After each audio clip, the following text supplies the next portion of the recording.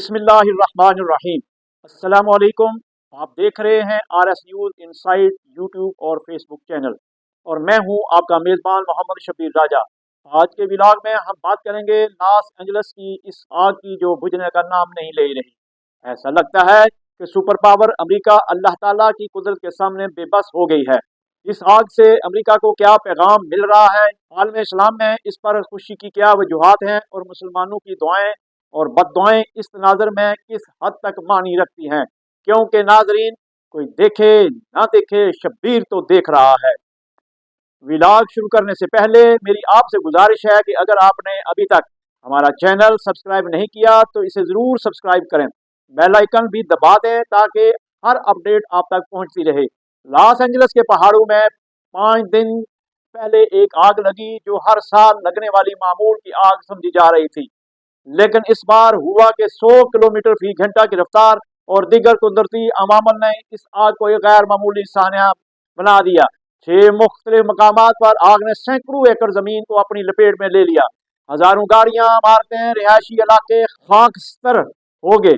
सिर्फ 8% आग पर काबू पाया जा सका, जब बाकी इलाकों में सूरत हाल बेकाबू है। इस वक्त जो लॉस एंजल्स के अंदर लोग मौजूद हैं या वहां से नकल मकानी करके बाहर निकले हैं, और सबका ये कहना है कि ऐसा लगता है कि शहर के ऊपर एटमी मामला हुआ है, क्योंकि ये बिल्कुल वैसे ही सूरत हाल है जैसे हिरोशिमा के अंदर या नागासाकी के अंदर 1945 को हुई थी, कि जब एटम बम गिरा था तो आग बुझने का नाम नहीं ले रही थी।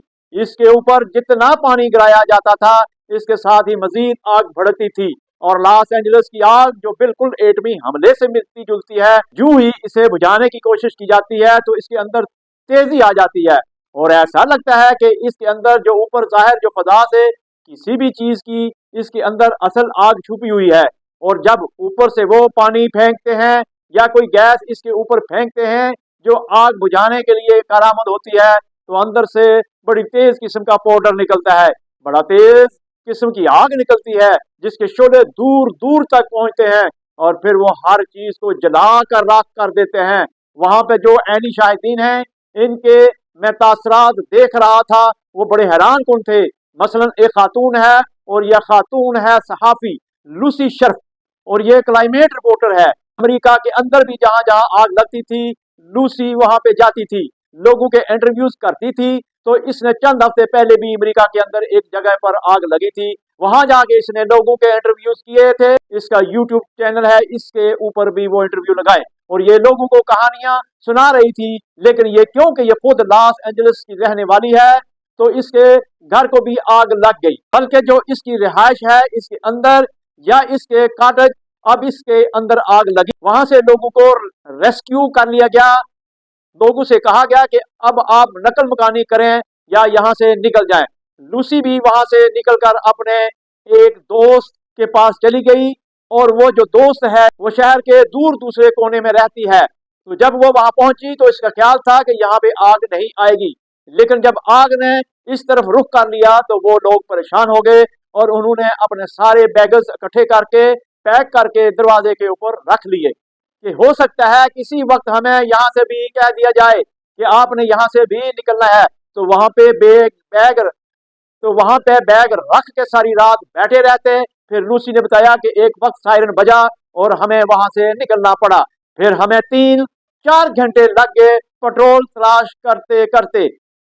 हम हर पेट्रोल पंप पर जाते थे, वहां पे गाड़ियों की लाइनें होती थी, और जब लाइन में खड़े होके जब हम पेट्रोल पंप के करीब पहुंचते थे तो ये पता चलता था कि पेट्रोल खत्म हो गया है। तो इसके बाद फिर बड़ी मुश्किल से हमें कुछ पेट्रोल पंप से पेट्रोल मिला, और फिर हमने शहर से दूर जाके पना ली। इसका कहना है कि मैं वहां पे सामान रखने के बाद मैंने सोचा मुझे अपना जर्नलिस्ट बैकग्राउंड इस्तेमाल करके अपने घर में जाकर देखना चाहिए कि वहां पे क्या सूरत हाल है। तो मैं जर्नलिस्ट का कार्ड दिखाते दिखाते इस इलाके में पहुंच गई जहां पे मेरा घर था। मेरी गली के अंदर 20 मकान थे, और इसने कहा कि जब मैं अपने मकान तक पहुंची तो मैं देख के मेरी आंखों में आंसू आ गए, क्योंकि वहां पे कोई चीज सलामत नहीं थी।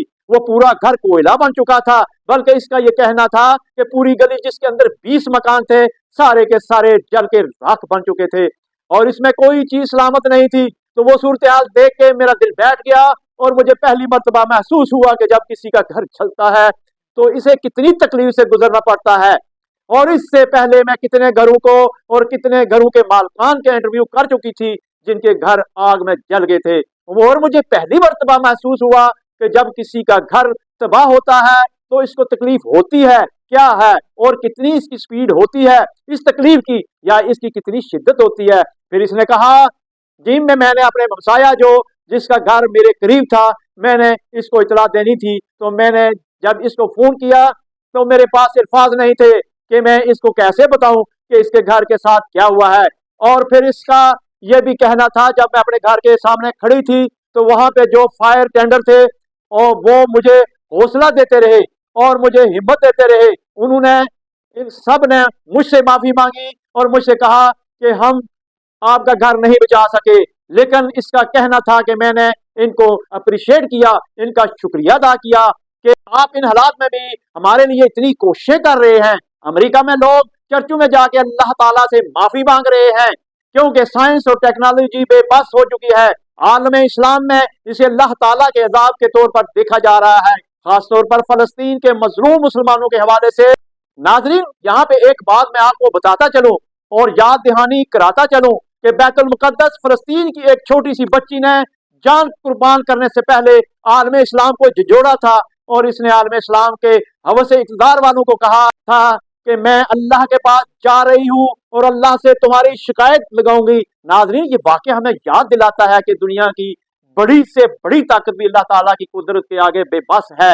ये इंसानियत के लिए एक सबक है कि जुल्म और नाइंसाफी की हमायत करने वाली ताकतों को कुदरत की पकड़ से बचने का कोई रास्ता नहीं। आखिर में नाजरीन से दरख्वास्त है कि आप इस विलाग को दूसरों के साथ शेयर करें ताकि ये पैगाम ज्यादा से ज्यादा लोगों तक पहुंचे। अपना और अपने इर्द गिर्द के लोगों का ख्याल रखिए। अल्लाह हाफिज।